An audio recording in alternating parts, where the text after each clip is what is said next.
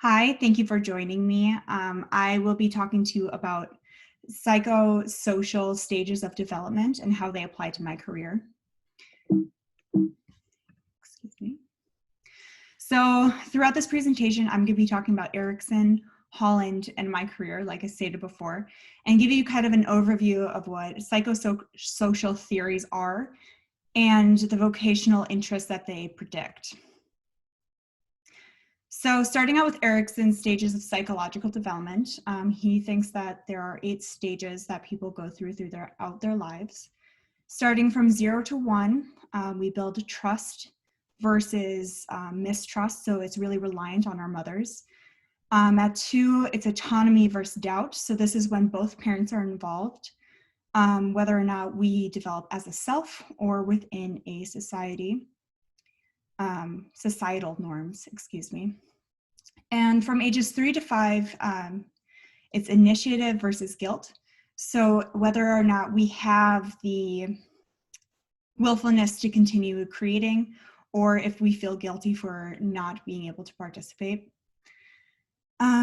Ages 6 through 12 is industry versus inferiority. So this is a big one. This is kind of when the rebellious stage happens. Erikson was also coined for creating crises. So this is kind of where that really comes in. So it's whether or not you have the capabilities of creating and contributing to society, or whether your personal conflicts internally make you unable to participate to the level that you are capable of. Ages 12 to 18 is identity and versus confusion. So this is when you see people go through the phases of chopping off their hair, dyeing it weird colors, joining a band that maybe isn't normal for their family, trying to find themselves versus not having a full understanding of what their capabilities are and who they are as an individual. From 18 to 40, I know that's a really large year, big year gap, but it's intimacy versus confusion. So intimacy is being able to build with a significant other. This is really important in your life, versus being confused as to where to go next. Moving on to 40 to 65, kind of the middle age to retirement. It's germinative versus self-absorption. So this is when you start to see people get more invested in their families and what their societal roles are. And they can also tend to get more invested in themselves and their career. And the last stage is 65 to death. So death, integrity, and despair, kind of a lot of words going on there. So integrity is having comfort with where you are in your life and looking back at your life without hesitation or without any guilt, versus looking back and having regrets and despair. So I fall into the 18 to 40-year-olds. Mostly my psychological stage is focused on finding an intimate partner or finding a connection within a community. And of course, I am still going through the confusion of where I lie. So moving on to Holland's theory of vocational types.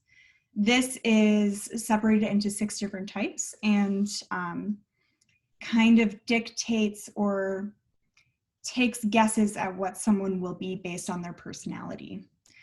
So of the 6, there's realistic, investigative, artistic, social, enterprising, and conversational. So realistic, you are going to be seeing more people who are in hands-on positions, who think very logically and want to move forward in that way. Often these people are engineers or farmers. Going into investigative, these are people who enjoy discovering things, are very analytical thinkers, and typically have a career in something that is research-based. Artistic is enjoying using words, communicating through speech and writing, and is likely in a field like graphic design or writing. Social is working closely with people effectively, speaking and writing in a way that is communal. You see this a lot in teachers, social workers, and also counselors. Enterprising is someone who enjoys leading and persuading. You see these people as lawyers, politicians, and they really enjoy being on the conversational level with people. And lastly is conventional. These are people who like to be outdoors, or I'm sorry, who do not like to be outdoors. Like a clear task list, very type A, but also enjoy being social and close to their peers. I can't choose which one I am. I kind of lie between an investigative and an artistic person. I enjoy research and kind of figuring out how things work, but I'm also very expressive and enjoy writing and verbally communicating in that way. So those theories are all great, but how do they apply to me? So kind of going through my career, I started out in marketing and events, and I just didn't find any joy with it. There wasn't much research, and the people I was interacting with was not on a intellectual level, but rather on a working level. From there, I moved on to life skills instructor, working with people with disabilities, whether that's physical, cognitive, or a combination of the two. And that's kind of where I started to find my niche. Currently, I'm a behavioral therapist. So I work one-on-one with children with autism. And this has really highlighted where I want to go in my career and is leading me to my next step in life, which is becoming an applied behavioral psychologist. So here I'd be able to utilize my creativity through writing, being able to research and find what's going to be best for someone. But yeah, my goal is to better the lives of children with autism. So kind of to wrap it all up, I think using psychology-based theories is really important and can give an insight to where your career is going or what you want to do in a way that the standard methods of career search has been. I think that being able to utilize different theories and find where your click, your niche, everything is going to create a better career path for you. And I believe that being able to utilize both Erickson's and Holland's theories have been very eye-opening and really reassuring for what I want to do. So I wanted to say thank you, and I appreciate all your participation, and I hope you have a great night. Thank you.